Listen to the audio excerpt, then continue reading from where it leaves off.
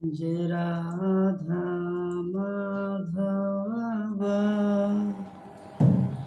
कुंज बिहारी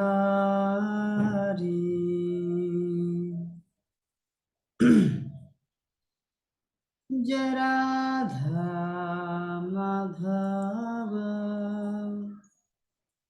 कुंज बिहारी गोपी जन वल्लभा गिरिवर धारी यशोदानंदन ब्रज जन रंजना यशोदानंदन ब्रज जन रंजना यमुना तीरावनचारी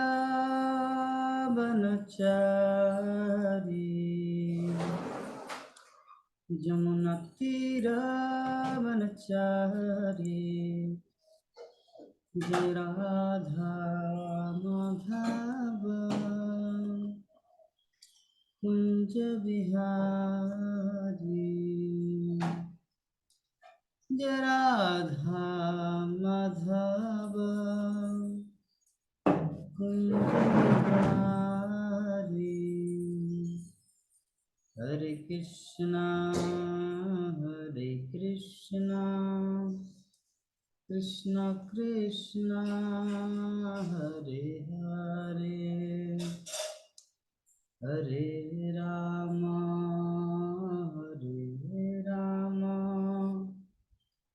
राम राम हरे हरे हरे कृष्णा कृष्ण कृष्ण हरे हरे हरे राम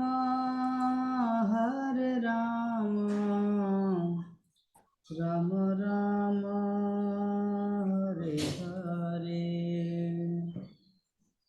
जय राधा माधव राधे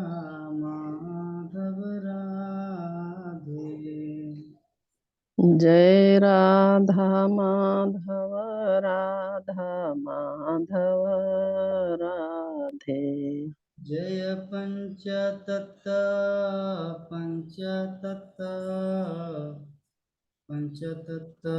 जय पंचतत्व जय पंचतत पंचतत पंचतत जय पंचतत जय गौरनिताय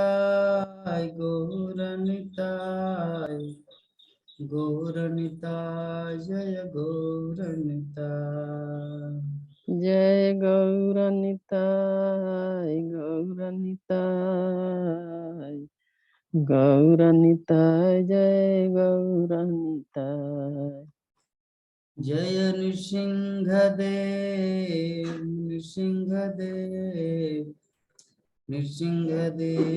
जय नृसिंहदेव जय नृसिंहदेव नृसिंहदेव नृसिंहदेव जय नृसिंहदेव जय जय प्रभुपाद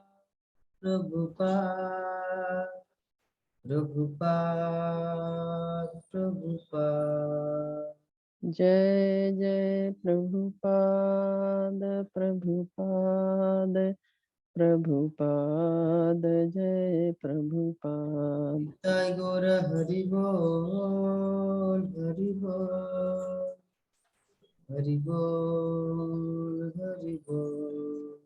निताय गौरा हरि बोल हरि बोल हरि बोल हरि बोल जय हरिनाम संकीर्तन की जय जगत गुरु शिल प्रभुपाद की जय निताय गौर प्रेमानंदे हरि हरि बोल हरि हरि बोल हरि हरि बोल ओम अज्ञानतिमिरन्धस्य ज्ञानाञ्जनशलाकया शलाकया चक्षुरुन्मिलितं चक्षुरुन्मिलितं येन तस्मै श्रीगुरुवे नमः।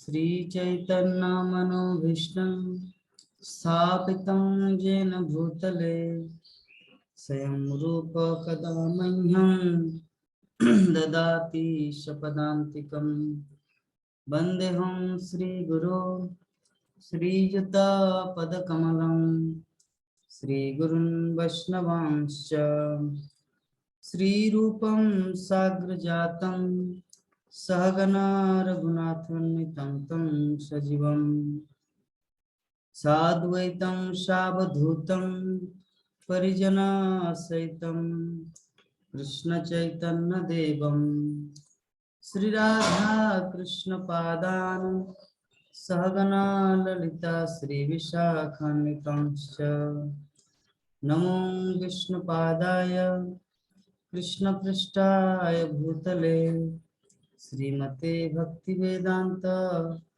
स्वामिनिति नामिने नमस्ते सरस्वती देवे गौरवाणी प्रचारिणे निर्विशेष शून्यवादी पश्चात् देशतारिणे हे कृष्णा करुणा सिंधु दीनबंधु जगत्पते गोपेश गोपिका कांत राधा कांत नमस्तुते तप्त कांचन गौरांगी राधे वृंदावनेश्वरी वृषभानुसुते देवी प्रणमामि हरिप्रिये वाञ्छाकल्पतरुभ्यश्च कृपा सिन्धुभ्येव च पतितानां पावनेभ्यो वैष्णवेभ्यो नमो नमः। जय श्री कृष्ण चैतन्य प्रभु नित्यानंद श्री अद्वैत गदाधर श्रीवासादि गौर भक्तवृंद हरे कृष्णा कृष्णा कृष्णा हरे हरे हरे राम राम राम हरे हरे हरे कृष्णा कृष्णा कृष्णा हरे हरे हरे राम राम राम हरे हरे। ओम नमो भगवते वासुदेवाय ओम नमो भगवते वासुदेवाय ओम नमो भगवते वासुदेवाय ओम नमो भगवते वासुदेवाय ओम नमो भगवते वासुदेवाय नारायणं नमस्कृत्य नारायण नमस्कृत्य नरं चैव नरोत्तमं नरं चैव नरोत्तमं देवीं सरस्वतीं व्यासं देवीं सरस्वतीं व्यासं ततो जयमुदीरये। ततो जयमुदीरये। नष्टप्रायेषु अभद्रेषु नष्टप्रायेषु भद्रेषु तं भागवत सेवया नित्यं भागवत सेवया भगवती उत्तम श्लोके भगवती उत्तम श्लोके भक्तिर्भवति नष्टिके। भक्तिर्भवति नैष्टिकी। श्रीमद्भागवतम प्रथम स्कंद 16 अध्याय श्लोक संख्या 31 आत्मानं चानुशोचामि आत्मानं चानुशोचामि भवन्तं चामरत्तमम् भवन्तं चामरोत्तमम् देवान् पितॄन् साधून् देवान् पितॄन् ऋषीन् साधून् सर्वान् वर्णास्तथाश्रमान् सर्वन् वर्णाश्रमान् आत्मानं चानुशोचामि आत्मानं चानुशोचामि भवन्तं चामरोत्तमम् भवन्तं चामरोत्तमम् देवान् पितॄन् साधून् देवान् पितॄनिर्सिन् साधून् सर्वान् वर्णांस्तथाश्रमान्। सर्वान् वर्णन् अस्तथा आश्रमन्। हरे कृष्ण। हरे कृष्ण।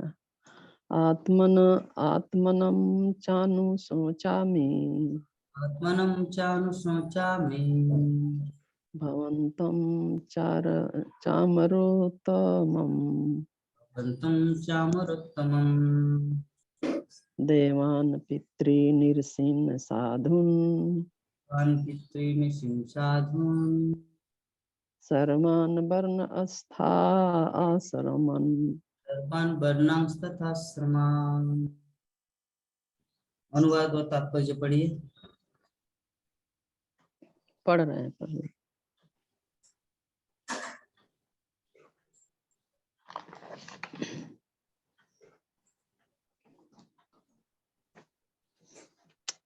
हरे कृष्णा। सभी भक्त लोग के दंडवत प्रणाम। हे देवताओं में श्रेष्ठ मैं अपने विषय में तथा आपके विषय में और उसी के साथ ही साथ सभी देवताओं, ऋषियों, पितृलोक के निवासियों, भगवत भक्तों तथा वर्ण आश्रम धर्म के पालक सभी मनुष्यों के विषय में सोच रही हूँ। जगत गुरु शिला प्रभुपाद की जय। तात्पर्य: मानव जीवन को पूर्ण बनाने में मनुष्यों, देवताओं, ऋषियों, पितृलोक के निवासियों, भगवत भक्तों तथा वर्ण आश्रम धर्म की वैज्ञानिक पद्धति का योगदान रहता है।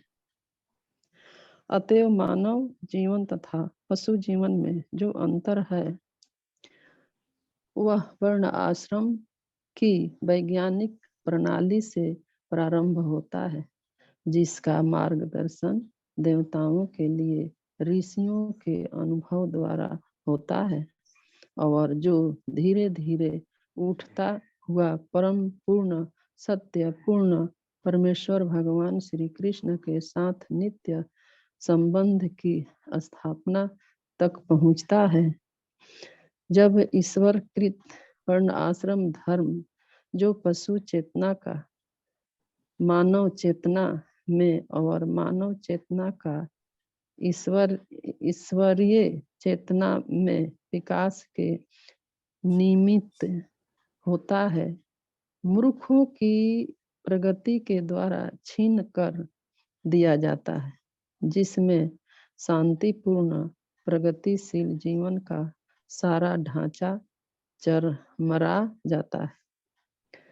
कलयुग में विषधर सर्प का पहला आक्रमण ईश्वर कृत वर्ण आश्रम धर्म पर होता है। फलस्वरूप योग्य ब्राह्मण शूद्र कहलाने लगता है और शूद्र की योग्यता वाला ब्राह्मण बन जाता है। यह सब जन्म के झूठे अधिकार से होता है। जन्म के दावे से ब्राह्मण बनना प्रमाणिक नहीं है, भले ही इससे किसी एक शर्त की पूर्ति होती हो। ब्राह्मण की असली योग्यता तो मन तथा इंद्रियों को वश में करना तथा धैर्य, सरलता, स्वच्छता, ज्ञान, सत्य, भक्ति तथा वैदिक वाड्मय के प्रति श्रद्धा करना इत्यादि है। आधुनिक युग में आवश्यक योग्यता पर विचार नहीं किया जाता। यहाँ तक कि रामचरितमानस के अत्यंत लोकप्रिय रचयिता द्वारा भी झूठे जन्म अधिकार को समर्थन दिया जाता है। यहाँ सब कलयुग का प्रभाव है। यह सब कलयुग का प्रभाव है। अतएव गोरूप पृथ्वी माता दयनीय दशा पर शोक व्यक्त कर रही थी। हरे कृष्णा प्रभु। हरे कृष्णा।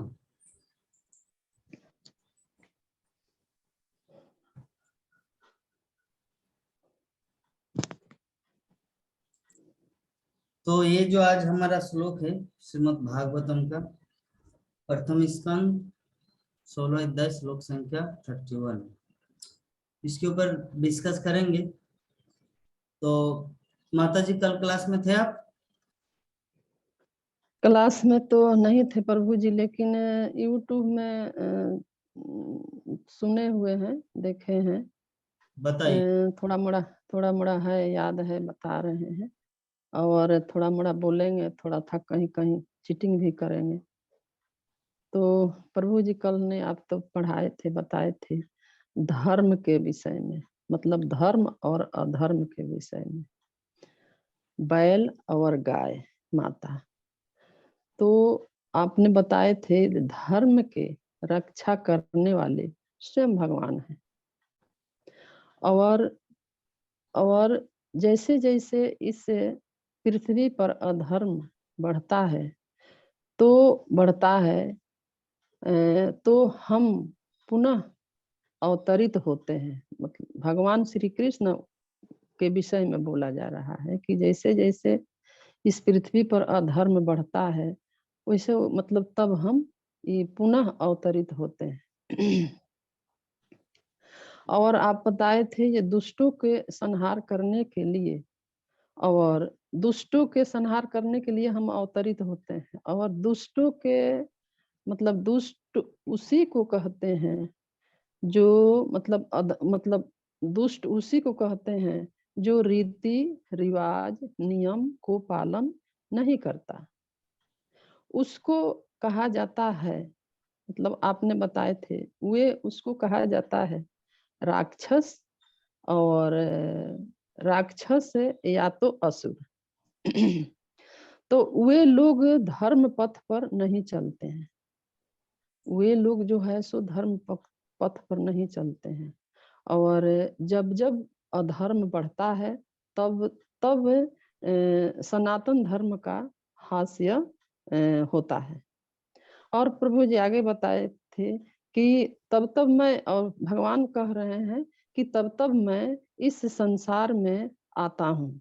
धर्म और अधर्म कब तक, मतलब कब परिवर्तन होता है, ये भी आप बताए थे कि असुरों के द्वारा पशु और मनुष्य में अंतर भी आपने बताए थे। कि मनुष्य अगर पशु जैसा व्यवहार करता है, आचरण करता है, तो वे मनुष्य में नहीं आता। मन मनुष्य उसको नहीं कहा जाएगा, वे एक पशु कहा जाएगा, पशु के भांति। और भी आगे आप बताए थे कि दिन और रात के विषय में, दिन में सब कुछ दिखता है और रात में सब कुछ नहीं दिखता है। तो प्रभु जी दिन हो गया धर्म और रात हो गया अधर्म, उसी तरह कलयुग खत्म होता है तो सतयुग आता है, आएगा, और सतयुग खत्म होगा तो कलयुग आएगा। और भी आप आगे एक और भी उदाहरण आप दिए थे कि 12 बजे जो सूर्य का ताप जो होता है, तो सूर्य के ताप बहुत तेज होता है, और 4 बजे के ताप, 4 बजे से ताप कम होते जाता है। और बताए थे कि और रात मध्य रात्रि, मतलब घोर मध्य रात्रि को घोर कलयुग, मतलब कलयुग होता है। तो सुबह सुबह 6 बजे 6 बजे द्वापर युग होता है, मतलब न दिन होता है न रात होता है। और आगे भी बताए थे द्रौपदी के विषय में, उनका चीरहरण जो हो रहा था उसके विषय में आपने बताए थे कि द्रौपदी के जब सभा में चीरहरण हो रहा था तो युधिष्ठिर महाराज जो थे, मतलब वहां द्रौपदी एक ही सवाल पूछी थी, और युधिष्ठिर महाराज जो थे वे पहले नकुल के लगाए दाव पर, उसके बाद सहयोग के लगाए, उसके बाद अर्जुन को लगाए, उसके बाद भीम के लगाए, उसके बाद अपने अपने को लगाए। तो यही यही मतलब वे उसके विषय में आपने बताए थे कि उस समय भी कलयुग था। तो प्रभु जी सब लेकर के आप मैंने कलयुग और मैंने धर्म और अधर्म के विषय में कल बताए थे। कलयुग, द्वापर युग, सतयुग, ये सब कल बताए थे। हरे कृष्णा प्रभु जी। अब आगे नहीं। बहुत सुंदर माता जी, जो क्लास में नहीं आने के बावजूद भी आप जो पूरे क्लास का ओवरव्यू प्रदान किए। थोड़ा थोड़ा नकल किए हैं प्रभु, चीटिंग किए हैं थोड़ा थोड़ा। तो मुझे दिख रहा था, बीच में बोलने से आप दुखी हो जाएंगे इसलिए नहीं। तो पहले ठीक है, तो आज का हमारा श्लोक है 31 नंबर श्लोक। भूदेवी अर्थात भूमि, पृथ्वी माता क्या बोल रहे हैं, बेल को क्या समझा रहे हैं कि देखिए भाई साहब, आप तो देवताओं में सर्वश्रेष्ठ है क्योंकि आप साक्षात धर्म हैं। मैं अपने विषय में तथा आपके विषय में, उसी के साथ ही साथ सभी देवताओं, ऋषियों, पितृलोक के निवासियों, भगवत भक्तों तथा वर्णाश्रम धर्म के पालक सभी मनुष्य के विषय में सोच रहा हूँ। मैं एक विषय में नहीं सोच रहा हूँ ये मुझे चिंता खाया जा रहा है, वो चिंता खाया, ऐसा कुछ नहीं है। मैं सभी भक्तों को देखकर ध्यान में रखते हुए मैं चिंतित हूँ। तो मानव समाज को जो पूर्ण बनाता है वो पंथा है वर्णाश्रम धर्म। एक मनुष्य और पशु में अंतर करता है वर्णाश्रम धर्म। वर्णाश्रम में क्या होता है, ये मेरी माँ है, ये मेरी बहन है, ये मेरी पत्नी है, ये मेरा मौसी है, विभाजन बताता है। कुत्ता बिल्ली में ऐसा होता है, बिल्ली मौसी बोलते हैं लोग, बिल्ली मौसी आ गई म्याऊं करके कहावत अलग है, लेकिन बिल्ली में या कुत्ते में, पशु समाज में ऐसा कोई रिलेशनशिप नहीं होता कि वो उनकी माँ है, उनकी बहन है, जिसके कारण वो पशु है। तो मानव समाज में भी अगर माँ बहन या पत्नी, मौसी, बुआ, इस पर विचार ना करके अगर मनुष्य कुछ भी करे तो मनुष्य समाज नहीं रहा, वो हुआ पशु समाज, वो हुआ पशु समाज। तो हम लोग जिस समाज में जी रहे हैं, अगर हम लोग इस धर्म अर्थात वर्णाश्रम धर्म अगर इसको पालन करते हैं तो सटीक है। भगवत गीता में भगवान श्री कृष्ण क्या बोले हैं, चतुर्वर्णं मया सृष्टं गुण कर्म विभाग। ये जो 4 प्रकार के वर्ण, ब्राह्मण है, क्षत्रिय है, वैश्य है, शूद्र है,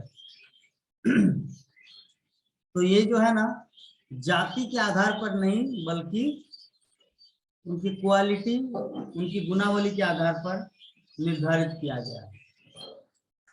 तो यहाँ पे श्रील प्रभुपाद तात्पर्य में लिख रहे हैं कि आधुनिक समाज के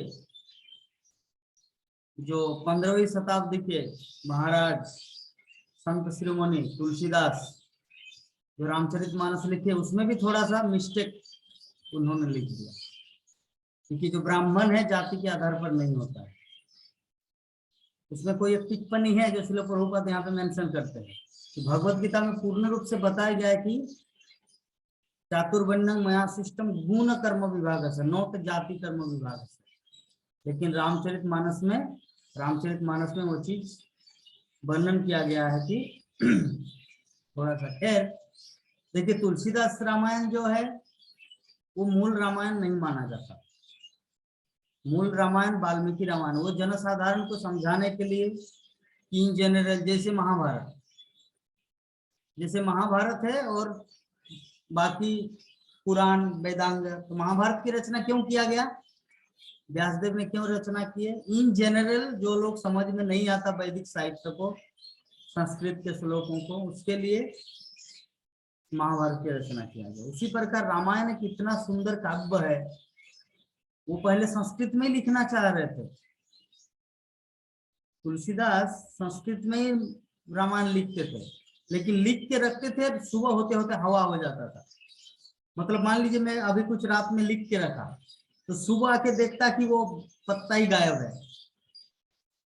इससे भगवान रामचंद्र की प्रेरणा, हनुमान जी की कृपा से उनको प्रेरणा प्राप्त हुआ कि अवधि भाषा में रामचरितमानस लिखना है। ठीक है, तो मूल रामायण है जो संस्कृत है, और रामचरितमानस जो है इन जनरल व्यक्ति को समझाने के लिए।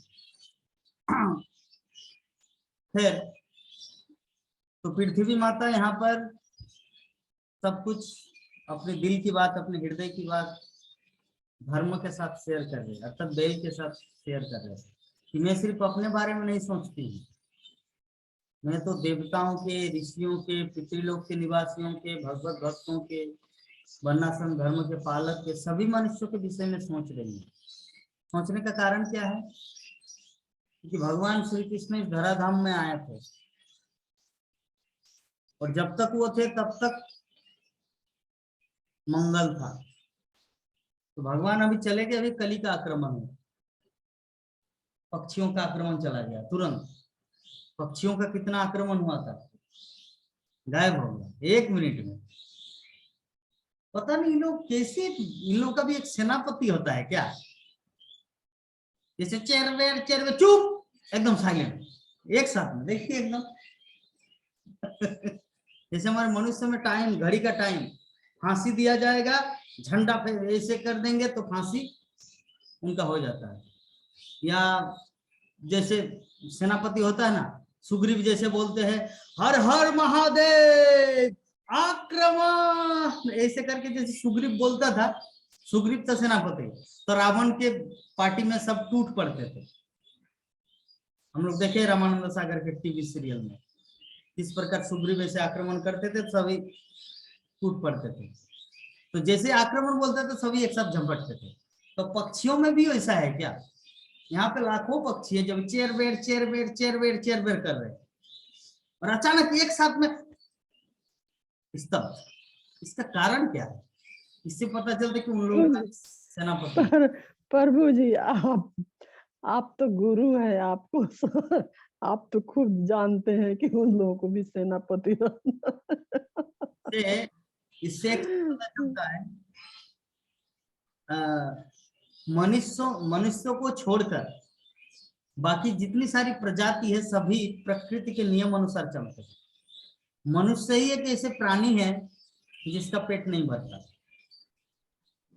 सब कुछ देने के बाद भी पेट नहीं भरता। इसलिए प्रभुपाद एग्जाम्पल देते कबूतर का, कि मान लीजिए एक बोरा चावल या एक बोरा दाल या कुछ भी ऐसे बीच सड़क में फेंक दिया जाए, तो कबूतर आएंगे, जितना चाहेंगे वो 2-4 दाना चुगेंगे, खाएंगे, भाग जाएंगे। अगर वहां पे मनुष्य होगा, अरे बाबा एक बोरा ही क्यों गिरा, और 2-3 बोरा होने से घर ले जाते। तो मनुष्य का पेट नहीं भरता, पक्षियों का पेट भर के वो अपने नियम अनुसार जितना खाना था लिया, उड़कर चली जाएंगे।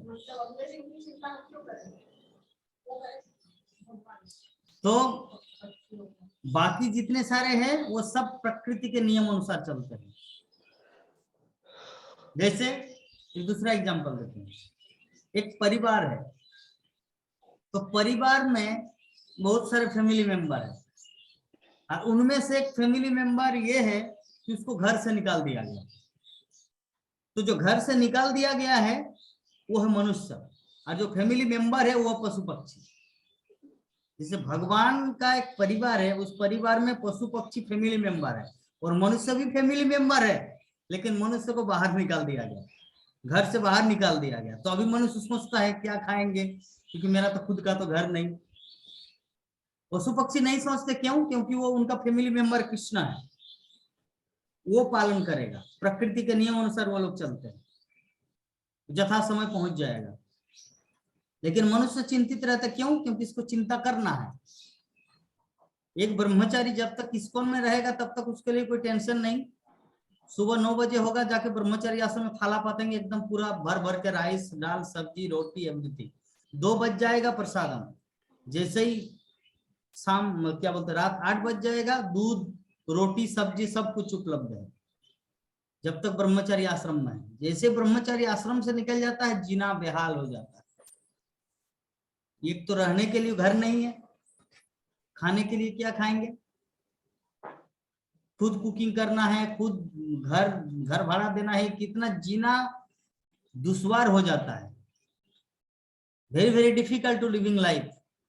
जब तक वो ब्रह्मचर्य आश्रम में है, इस्कॉन में है, तब तक सुखी जीवन। इस्कॉन से जैसे निकल जाते हैं जीवन बेहाल हो जाता है।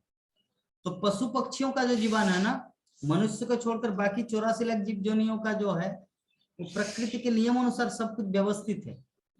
और ये चीज मनुष्य के अंदर में भी व्यवस्थित है, लेकिन मनुष्य समझता नहीं कि ये अपने आप को ओवर इंटेलिजेंट समझते हैं। जैसे एक बच्चा को विश्वास होना चाहिए कि पिताजी मेरे लिए सब कुछ सरबराह करेंगे, विश्वंभर नाम है उनका, सब कुछ देंगे, लेकिन फिर भी उनका विश्वास ही नहीं होता अपने पिता के प्रति। तो पिता क्या करेंगे? पिता तो ऑलरेडी बोल के रखे हैं, योगक्षेमं वहाम्यहम्। क्या है पूरा श्लोक? अनन्यास चिंतयन्तो माम, अर्थात जो व्यक्ति बाकी सब चिंता को छोड़कर एकमात्र कृष्ण चिंता करते हैं, अनन्यास चिंतयन्तो मां ये जना पर्युपासते, जो भी व्यक्ति इसको फॉलो करते हैं उसको क्या करते हैं भगवान? तेसांग नित्ता भी जुक्ता ना, मतलब उनका जितना कुछ है योगक्षेमं वहाम्यहम्, अगर है तो उसका रक्षा करेंगे, अगर नहीं है तो देंगे, अकाउंट ट्रांसफर कर देंगे, उसका पैसा भी जरूरत है ट्रांसफर कर देंगे, खाने की जरूरत है वो भी ट्रांसफर कर देंगे। तो भगवान सब कुछ करते हैं, लेकिन हमारा क्या होता है? कृष्ण के प्रति भरोसा नहीं है, भगवान श्री कृष्ण के प्रति पूर्ण आस्था नहीं है, कॉन्फिडेंस नहीं है, तो ये होता है समस्या। अन्यथा प्रकृति के नियम अनुसार इस संसार में जितने सारे जीव है सबको खाना मिल रहा है, सबको भोजन मिल रहा है, कोई व्यक्ति भूखा नहीं सो रहा है, एवरीवन, सभी 3 टाइम भोजन करते हैं, 3 टाइम 4 टाइम 5 टाइम जितना खाना है, भगवान के घर में किसी चीज का अभाव नहीं है। तो भगवान श्री कृष्ण हम सबको ये चेतना दिए क्या, कि जब ईश्वरकृत वर्णाश्रम धर्म जो पशु चेतना का मानव चेतना में और मानव चेतना का ईश्वरीय चेतना में विकास के निमित्त होता है, मूर्खों की प्रगति के द्वारा छिन्न कर दिया जाता है, जिससे शांतिपूर्ण प्रगतिशील जीवन का सारा ढांचा चरमरा जाता है। कलियुग में विषधर सर्प का पहला आक्रमण ईश्वरकृत वर्णाश्रम धर्म पर होता है। वर्णाश्रम धर्म वेरी वेरी इंपोर्टेंट। एक माता जी है, गांधारी माता जी, इसीलिए लक्ष्मी को बारंबार बोलते हैं कि आइए वर्णाश्रम धर्म को सीखिए, मैं आपको 5 दिन सिखाऊंगी, ठीक है। लेकिन वर्णाश्रम धर्म जब कोई सिखाना चाह रहे, इंडिकेशन है भगवान का, चीज को सीखना है। इस संसार में कोई भी ज्ञान को कोई अगर ज्ञान देना चाहे मुफ्त में तो उसको ले लेना चाहिए, क्योंकि वो काम देता है। हम तो सब समय 24 घंटा ज्ञान में आरोहण करते रहते हैं, ऑल टाइम, चाहे सामाजिक ज्ञान हो, ऐतिहासिक ज्ञान हो, शास्त्रीय ज्ञान हो, पब्लिक कम्युनिकेशन ज्ञान हो, ये सब लेना चाहिए। जीवन में आगे बढ़ने के लिए, आगे उन्नति करने के लिए ज्ञान जरूरी है। ज्ञान के बिना व्यक्ति विकसित नहीं हो सकता। ज्ञान और अज्ञान में ही तो पशु और मनुष्य का अंतर जाना जाता है। हाँ, तो जैसे पशु चेतना में क्या होता है? मानवीय चेतना, और मानवीय चेतना के बाद ईश्वरीय चेतना। तो ये सब वर्णाश्रम के द्वारा होता है। अगर आप मनुष्य रूप में आए, आप पशु से मनुष्य बन गए, कुत्ता से मनुष्य रूप में आए, लेकिन अगर आप वर्णाश्रम धर्मों को पालन नहीं करेंगे तो आप कुत्ता ही बने रहेंगे, पशु ही बने रहेंगे, मानव से आप डेवलप नहीं कर पाएंगे, ईश्वरीय चेतना में नहीं जा पाएंगे। इसीलिए ये सर्वथा हम लोग को समझ लेना है कि भगवान के द्वारा दिया गया ये जो मार्ग, इसको छोड़ना नहीं है, इसको सर्व अवस्था में एक्सेप्ट कर लेना चाहिए, स्वीकार कर लेना चाहिए। तो भूदेवी, भूमि देवी आगे बता रहे हैं 32 और 33 नंबर श्लोक में,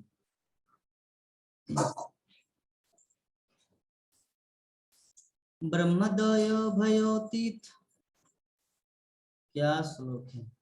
ब्रह्मदयो बहुतिथम जदपांगमक्षम कामस्तप समचरन भगवत प्रपन्ना शास्त्री सुबासवरविंद वयं विहाय जत्पाद शोभगमलं भजतेऽनुरक्ता तस्याहमब्जकुशिलांगसुतकीर्ते श्रीमत्पते भगवत समलंकृतांगी तीर्णत्रोच उपलब्ध ततो विभूतिं लोकान् समां विसृजदुत्सयन्तीं तदन्ते। अर्थ क्या है इसका कि सौभाग्य की देवी लक्ष्मी जी जिनकी कृपा कटाक्ष के लिए ब्रह्मा जैसे देवता तरसा करते थे और जिनके लिए वे दिन में अनेक बार भगवान के शरणागत होते थे, वे कमल बन के अपने निवास स्थान को त्याग कर श्री भगवान के चरण कमलों की सेवा में संलग्न हुई थी। मुझे वे विशिष्ट शक्तियां प्राप्त हुई थी जिनमें मैं ध्वज, वज्र, अंकुश तथा कमल चिन्हों से जो भगवान के चरण कमलों के चिन्ह है अलंकृत होकर तीनों लोकों की संपत्ति को परास्त कर सकती थी।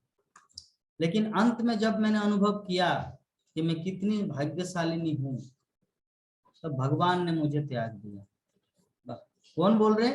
पृथ्वी माता अपनी दुख की कहानी सुना रहे धर्म को। तात्पर्य में शिला प्रभुपाद बता रहे कि संसार का सौंदर्य तथा ऐश्वर्य भगवान की कृपा से ही बढ़ सकता है, किसी मानवकृत योजना से नहीं। जब भगवान श्री कृष्ण इस पृथ्वी पर विद्यमान थे तब उनके चरण कमल के विशिष्ट चिन्ह धूलि पर अंकित होते थे, जिस विशेष कृपा के कारण सारी पृथ्वी यथासंभव भरी पूरी रहती थी। दूसरे शब्दों में नदियां, समुद्र, वन, पर्वत तथा खाने जो मनुष्य तथा पशुओं की आवश्यकताओं को पूरा करने वाली है, अपने अपने कर्तव्यों को भली भांति पूरा कर रही थी। अतः पृथ्वी की समृद्धि ब्रह्मांड के तीनों के अन्य सभी ग्रहों की समृद्धि से बढ़कर थी। अतः मनुष्य को चाहिए कि वो पृथ्वी पर भगवान से सदैव कृपा बनाए रखने की याचना करे, जिससे हमें उनके हेतु की कृपा प्राप्त हो और हमें जीवन की सारी सुविधाएं प्राप्त हो, जिससे हम सुखी रहे। कोई ये प्रश्न कर सकता कि जब पृथ्वी पर अपना कार्य पूरा हो जाने पर भगवान पृथ्वी छोड़कर अपने धाम चले जाते हैं, तो फिर हम उन्हें किस तरह रोक सकते हैं?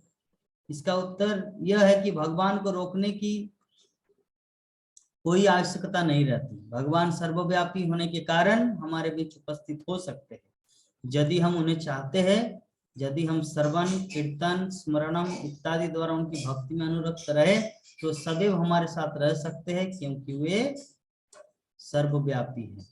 संसार की कोई ऐसी वस्तु नहीं जिससे भगवान से जुड़े न हो।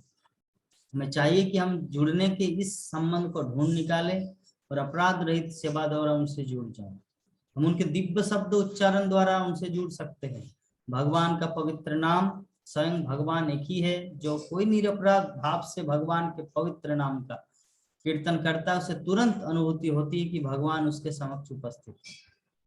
यहाँ तक कि रेडियो ध्वनि के स्पंदन से हम ध्वनि की आंशिक अनुभूति प्राप्त कर सकते हैं और दिव्यता के ध्वनि को फिर से उच्चारित करके हम निश्चय ही भगवान की उपस्थिति का अनुभव कर सकते हैं।